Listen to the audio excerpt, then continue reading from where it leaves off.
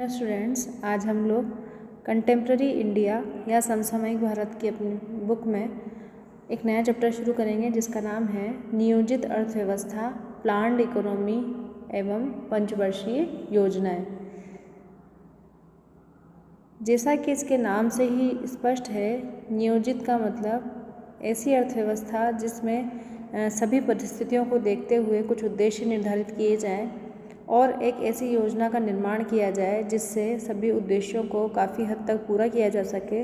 तो ऐसे ही भारत में तत्कालीन परिस्थितियों को देखते हुए स्वतंत्रता के बाद की नियोजित अर्थव्यवस्था को अपनाया गया। उसके कुछ उद्देश्य निर्धारित किए गए, उसके आधार पर योजनाएं बनाई गई और उन वांछित उद्देश्यों को पूरा किया गया। नियोजित अर्थव्यवस्था की बात करें बच्चों, तो यह भारतीय अर्थव्यवस्था की एक प्रमुख विशेषता है और आर्थिक क्षेत्र में नियोजन स्वतंत्रता के बाद की उत्पत्ति नहीं है। इससे पहले भी यह भारतीय जनमानस और नेताओं के मन में था कि भारत के विकास के लिए एक नियोजित अर्थव्यवस्था का निर्माण किया जाए। इसी के तहत कांग्रेस ने 1938 में नियोजन समिति का गठन किया और इसका अध्यक्ष जवाहरलाल नेहरू को बनाया गया। इस प्रकार कांग्रेस ने नियोजित अर्थव्यवस्था के विकास की नीति 1938 में ही बना ली थी। इसके बाद जब प्रधानमंत्री 1947 में जवाहरलाल नेहरू ने प्रधानमंत्री का पदभार ग्रहण किया तो उन्होंने नियोजन के कार्य को आगे बढ़ाने के लिए 1950 में योजना आयोग की स्थापना की और इसी के तहत राष्ट्रीय विकास परिषद जैसी संस्थाओं की भी स्थापना हुई, जिन्होंने अर्थव्यवस्था के विकास कार्यों को आगे बढ़ाने में अपना महत्वपूर्ण योगदान दिया। योजना आयोग के सुझावों के आधार पर ही पंचवर्षीय योजनाओं की शुरुआत हुई और इन पंचवर्षीय योजनाओं के माध्यम से नियोजित अर्थव्यवस्था का भारत में विकास हुआ है। भारत में समाजवादी व्यवस्था पर आधारित नियोजित आर्थिक विकास प्राप्त करने के लिए योजना आयोग का गठन 1950 में एक सांविधिक संस्था के रूप में किया गया था और इसका अध्यक्ष प्रधानमंत्री को बनाया गया। तो बच्चों ध्यान रखना, आपसे छोटे क्वेश्चन में पूछा जा सकता है कि योजना आयोग की स्थापना कब हुई थी और इसका अध्यक्ष कौन होता है।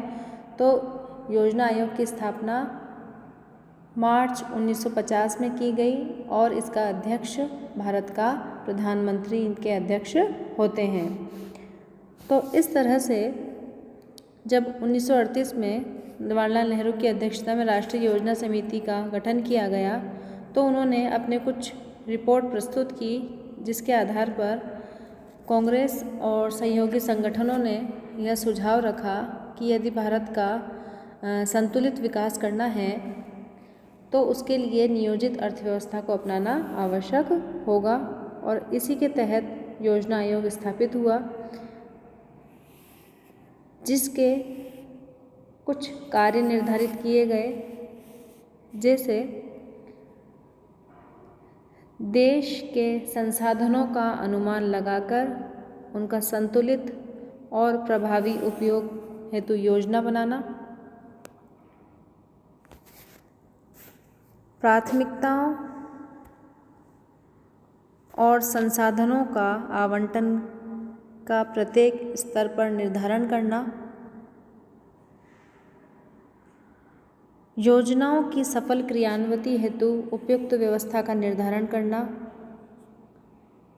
समय समय पर योजनाओं की प्रगति का मूल्यांकन करना और योजनाओं की कार्यावधि के दौरान उपायों का सुझाव देना। इसके अलावा जो तत्कालीन विकास योजनाएं चलती हैं उन पर अंतरिम और सहायक अनुशंसाएं प्रदान करना और ऐसे कारक जो आर्थिक विकास में बाधक हों उनको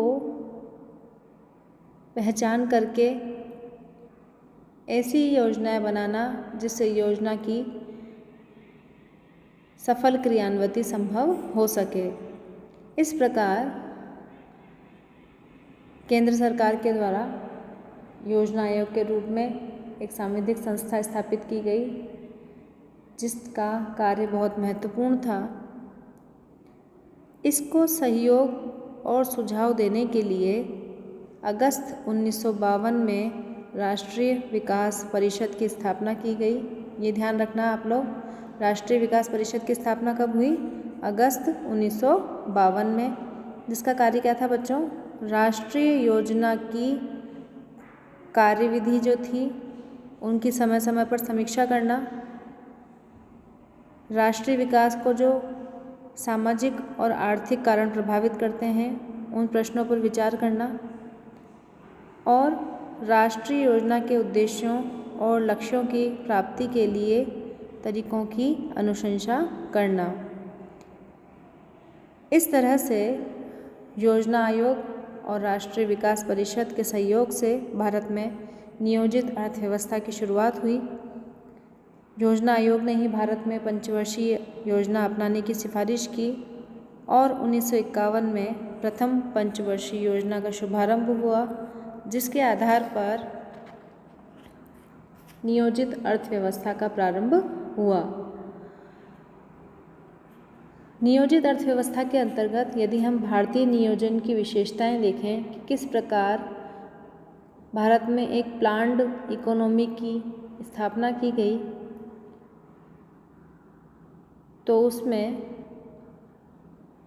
निर्देशात्मक नियोजन है यहाँ का, व्यापक और सामाजिक व्यवस्था को देखते हुए यहाँ पर नियोजन किया गया है, जिसके निर्देशात्मक नियोजन का मतलब है कि सार्वजनिक क्षेत्र पर सरकार का सीधा नियंत्रण है, लेकिन सहकारी और स्वायत्त शासित संस्थाओं के मामले में भी निर्देशात्मक भूमिका सरकार की रहती है। भारतीय योजनाएं अर्थव्यवस्था के उन क्षेत्रों के लिए भी लक्ष्य निर्धारित करती हैं जिन पर सरकार का सीधा नियंत्रण नहीं है, जैसे कि जितना भी कृषि क्षेत्र है अधिकांश वो निजी स्वामित्व में है, लेकिन योजनाओं के अंदर सरकार लक्ष्य निर्धारित करती है। सरकार अधिक उपज देने वाले उन्नत बीजों, कीटनाशकों, उर्वरकों की व्यवस्था करती है और इसके साथ ही वह कृषि ऋण उपलब्ध करवाने, सिंचाई की सुविधा उपलब्ध करवाने के लिए सहकारी संस्थाओं के माध्यम से, बैंकों के माध्यम से ऋण उपलब्ध करवाती है।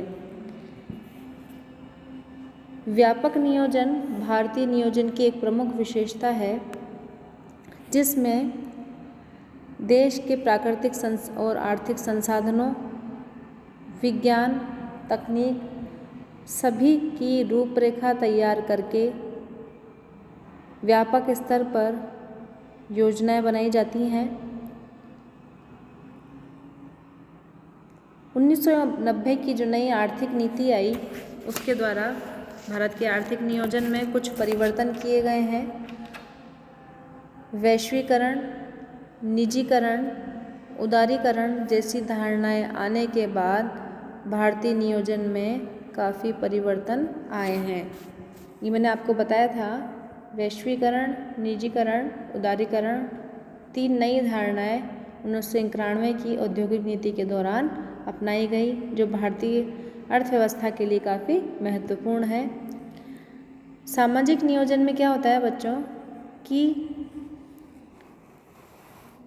जितनी भी सरकार योजनाएं बनाती हैं, आर्थिक योजनाएं समाज और राष्ट्र को केंद्र में रखकर बनाई जाती हैं और उसी के आधार पर संचालित की जाती हैं। समाज का जो पिछड़ा और दलित वर्ग है उसके उत्थान की योजनाएं भारतीय नियोजन का एक आवश्यक अंग रहा है, क्योंकि इस तबके को आधार बनाकर ही गरीबी और आर्थिक असमानताओं जैसी बुराइयों को दूर किया जा सकता है। प्रौढ़ शिक्षा, प्राथमिक शिक्षा, उच्च शिक्षा अर्थात शिक्षा के क्षेत्र में के सभी क्षेत्रों में नियोजन को आधार इन योजनाओं के माध्यम से बनाया गया है। इस प्रकार हम देखते हैं कि भारतीय नियोजन का आधार समाज कल्याण की भावना भी रही है। अब आपसे इसमें पूछा जा सकता है कि भारतीय जो नियोजन है उसके प्रमुख उद्देश्य क्या हैं। तो आपको ये याद होना चाहिए बड़े क्वेश्चन में इसके प्रमुख उद्देश्य क्या हैं। यदि हम भारतीय अर्थव्यवस्था को देखें तो 1951 में जब प्रथम पंचवर्षीय योजना प्रारंभ हुई तो इसके मूलभूत जो उद्देश्य हैं वो लगभग एक ही रहे हैं, लेकिन कुछ ऐसे उद्देश्य हैं जिनको दीर्घकालिक उद्देश्यों के रूप में रखा गया है ताकि उनका स्थायी रूप से समाधान किया जा सके। तो पहला उद्देश्य है तीव्र आर्थिक विकास। भारतीय अर्थव्यवस्था की स्थिति को देखते हुए उसको आत्मनिर्भर बनाने के लिए आर्थिक नियोजन का बुनियादी उद्देश्य क्या रहा है? तीव्र आर्थिक विकास। और इसके तहत तीव्र आर्थिक विकास को प्राप्त करने के उद्देश्य से अर्थव्यवस्था के जो प्रमुख क्षेत्र हैं जैसे कृषि, उद्योग, यातायात, परिवहन और संचार के साधनों में से संबंधित अनेक योजनाएं बनाई गई, कुछ मापदंड निर्धारित किए गए जिसमें यह माना गया कि इन क्षेत्रों में योजनाएं बनाकर सामाजिक और आर्थिक असमानताओं को कम किया जा सकता है और रोजगार के साधनों का विकास किया जा सकता है।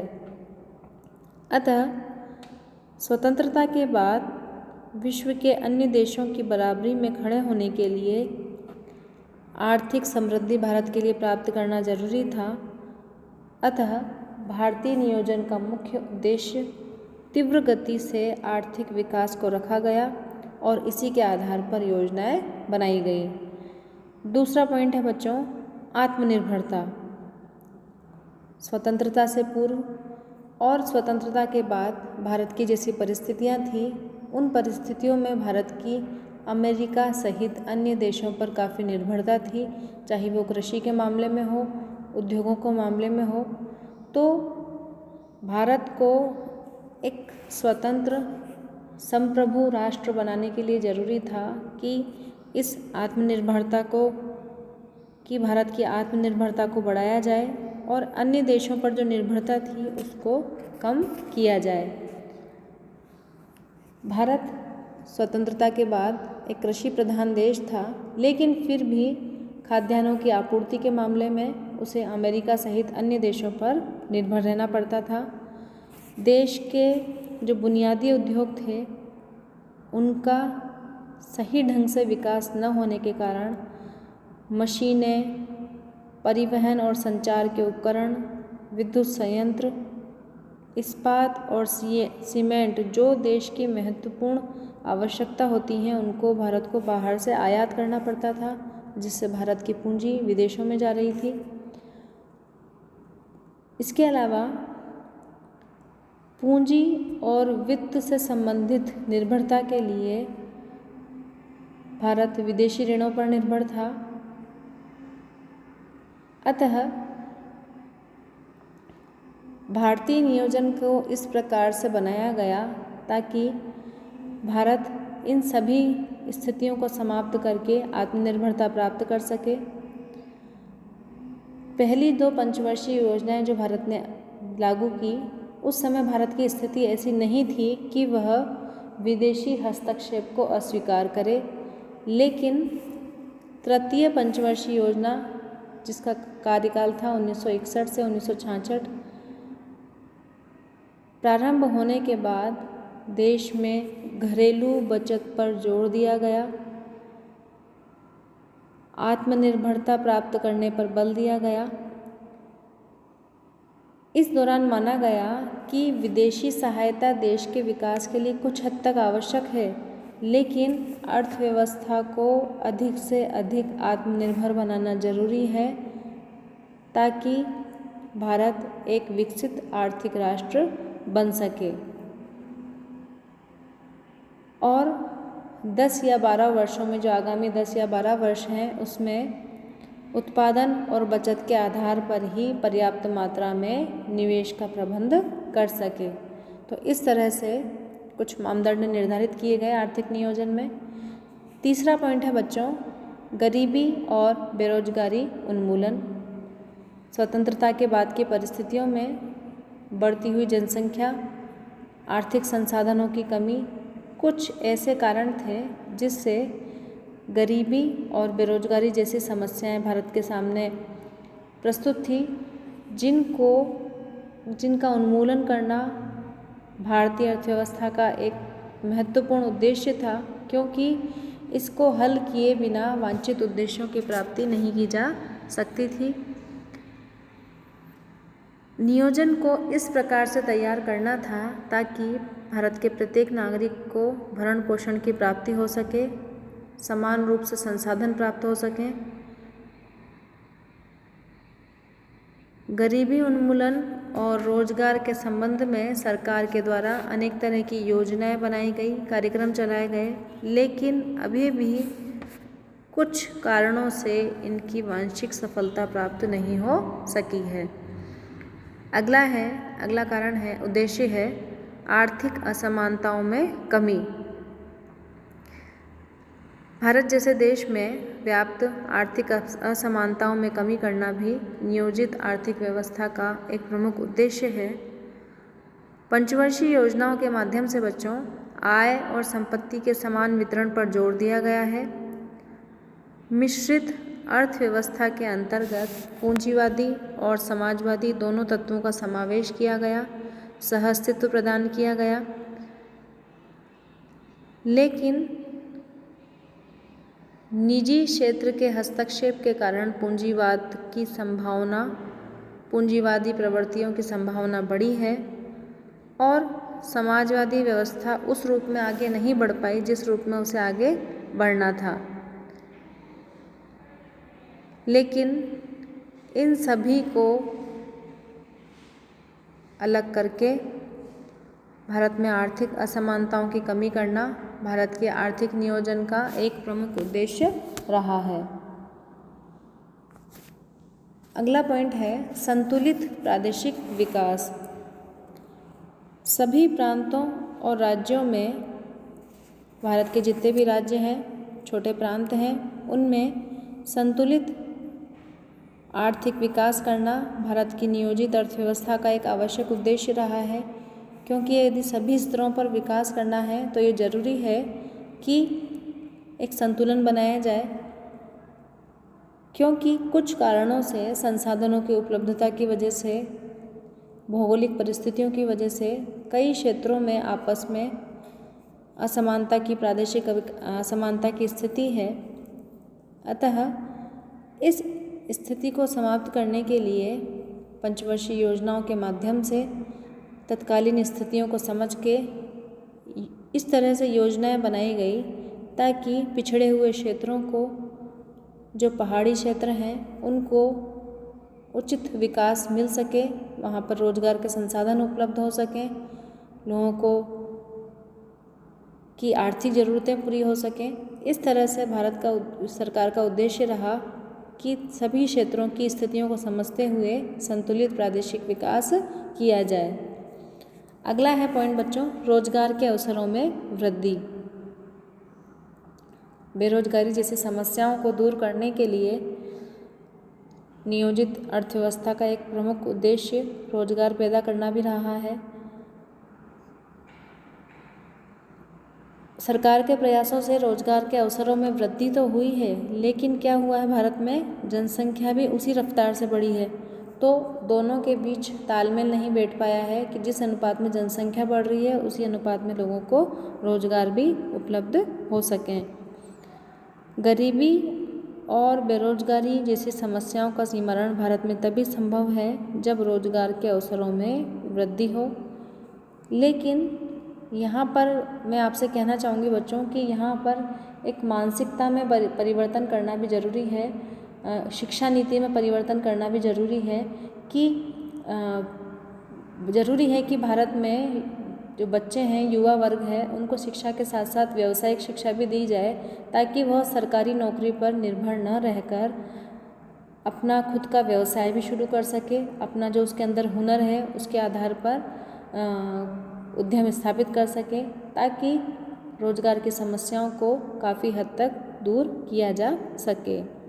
इसके अलावा स्थिरता,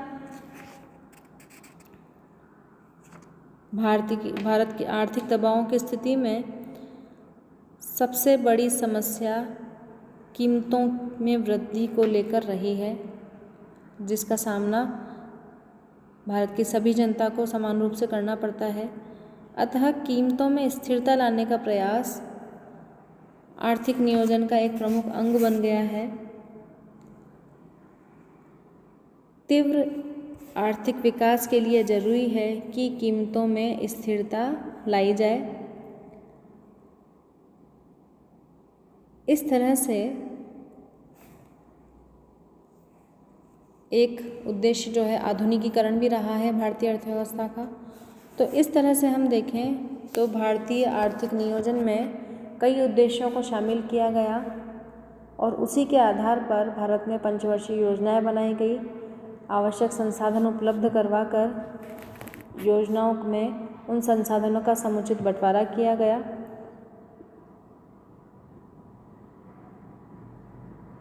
इस तरह से हम देखें तो सरकार ने अपने स्तर पर काफ़ी प्रयास किया है कि योजनाओं के माध्यम से भारतीय नियोजन सामाजिक न्याय और समाजवादी व्यवस्था पर जोर देता है, लेकिन पूंजीवाद का विकास तीव्र गति से हुआ है, जिससे आर्थिक असमानता, बेरोजगारी, गरीबी, स्वास्थ्य संबंधी सेवाओं में गिरावट आदि कुछ स्थितियां वर्तमान समय में सामने आई हैं। तो ज़रूरी है सरकार के लिए कि इन परिस्थितियों की समय समय पर समीक्षा करें और इन समीक्षा के आधार पर ही अपना कोई योजना बनाए। अब हम लोग पढ़ेंगे कि आर्थिक नियोजन जो बनाया गया भारत सरकार के द्वारा उसके क्या परिणाम रहे। भारत में नियोजित अर्थव्यवस्था का विकास पंचवर्षीय योजनाओं के माध्यम से किया गया। जब प्रथम पंचवर्षीय योजना प्रारंभ हुई 1951 में, उसके बाद जितनी भी योजनाएं बनी उनमें कुछ लक्ष्य और उद्देश्य निर्धारित किए गए। वर्ष 1951 से लेकर अभी तक पंचवर्षीय योजनाओं के माध्यम से लंबा कार्यकाल पूरा हुआ है, लेकिन हम इसके परिणामों को इसकी उपलब्धियों और असफलताओं के परिप्रेक्ष्य में समझने का प्रयास करेंगे। तो सबसे पहले हम पढ़ेंगे कि नियोजित अर्थव्यवस्था या पंचवर्षीय योजनाओं की क्या उपलब्धियां रही हैं। पहला पॉइंट है मूलभूत और बुनियादी उद्योग धंधों का विकास। सरकार ने सार्वजनिक क्षेत्र के माध्यम से आर्थिक नियोजन में अर्थव्यवस्था के मजबूत ढांचे की सफल नींव रखी। सार्वजनिक क्षेत्र के अंतर्गत बुनियादी उद्योगों जैसे लोहा, इस्पात, पेट्रोलियम, खाद, भारी अभियांत्रिकी, मशीनी उपकरण, कोयला, बिजली आदि के उपकरण और यातायात और संचार के क्षेत्र में भी काफ़ी प्रोत्साहन दिया गया, जिससे भारतीय अर्थव्यवस्था की वृद्धि हुई और भारत की अन्य देशों पर निर्भरता खत्म होकर आत्मनिर्भरता की भावना विकसित हुई। दूसरा पॉइंट हम देख सकते हैं इसके उपलब्धियों में भारतीय अर्थव्यवस्था में गतिशीलता हुई है। नियोजन को इस प्रकार से अपनाया गया कि आज भारत की गणना विश्व के संपन्न देशों में की जाती है। तीसरा पॉइंट देखें तो कृषि के क्षेत्र में काफ़ी प्रगति हुई है। कृषि के क्षेत्र में नियोजन के कारण संस्थागत और तकनीकी परिवर्तन सामने आए हैं। यहाँ पर कई तरह के सुधार किए गए, जैसे भूमि सुधार हुआ, हदबंदी का कार्य हुआ, विभिन्न तरह के कानून बनाए गए जिससे कृषकों के ऊपर जो शोषण हो रहा था वो कम हुआ। हरित क्रांति जैसी प्रक्रिया प्रारंभ हुई और इस तरह से जो सुधार हुआ कृषि के क्षेत्र में, उसने ग्रामीण समाज के आधुनिकीकरण का मार्ग प्रशस्त किया। पंचवर्षीय योजनाओं के माध्यम से कृषि के क्षेत्र में उद्देश्यों को प्राप्त करने को सर्वोच्चता प्रदान की गई, जिससे खाद्यान्न का उत्पादन 4 गुना से अधिक वृद्धि हुई इसमें खाद्यान्न उत्पादन में, और कृषि के क्षेत्र में काफ़ी हद तक भारत को आत्मनिर्भरता प्राप्त हुई है। अगला पॉइंट है इसकी उपलब्धियों का, आर्थिक नियोजन का। सार्वजनिक क्षेत्र का विकास हुआ है। सार्वजनिक क्षेत्र का विकास भारत के आर्थिक नियोजन की एक प्रमुख उपलब्धि रही है बच्चों। सार्वजनिक क्षेत्र का विकास सरकार ने सभी राष्ट्रीय लाभों को ध्यान में रखकर किया और इससे आर्थिक विकास को एक नई गति मिली है। सार्वजनिक क्षेत्र में बड़े बड़े बुनियादी उद्योगों को शामिल किया गया, जिससे रोजगार के अवसरों में वृद्धि हुई। रोजगार के देश के कई क्षेत्रों में उद्योगों की स्थापना से रोजगार के अवसरों में वृद्धि हुई और इस तरह से सार्वजनिक क्षेत्र का निवेश बढ़ा। भारत जैसे विशाल देश में सार्वजनिक क्षेत्र का निरंतर महत्व बना हुआ है, लेकिन तत्कालीन परिस्थितियों में जब वैश्वीकरण जैसा माहौल है देश में, वैश्वीकरण का प्रवेश हुआ, तो सार्वजनिक क्षेत्र को धीरे धीरे सीमित किया जा रहा है। कीमतों में स्थिरता लाना, बेरोजगारी और गरीबी उन्मूलन कार्यक्रमों का संचालन करना आदि कुछ ऐसे कारण रहे हैं, उपलब्धियां रही हैं, जिसे हम भारतीय आर्थिक नियोजन की उपलब्धियों के रूप में देख सकते हैं।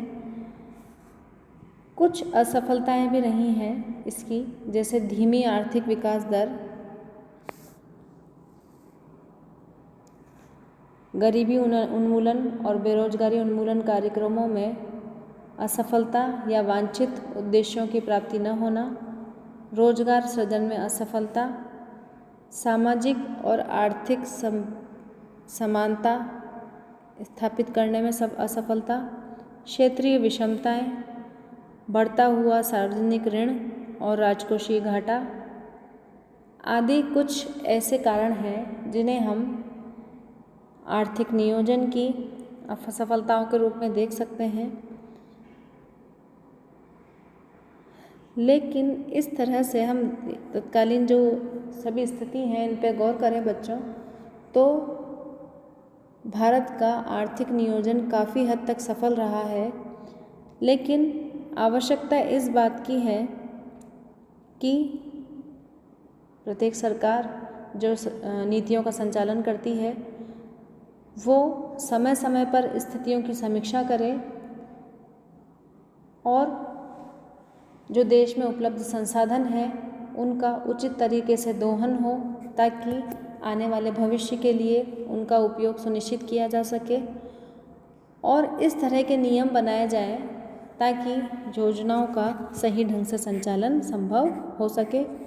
इस तरह से बच्चों हमने इसका अर्थ पढ़ा कि भारतीय नियोजन का अर्थ क्या है, इसके क्या उद्देश्य हैं, क्या विशेषताएं हैं इसकी और इसके क्या परिणाम रहे, जिसमें हमने उपलब्धियों को भी पढ़ा और इसकी असफलताओं को भी पढ़ा। तो इसमें आपसे छोटा क्वेश्चन योजना आयोग और राष्ट्रीय विकास परिषद के बारे में पूछा जा सकता है।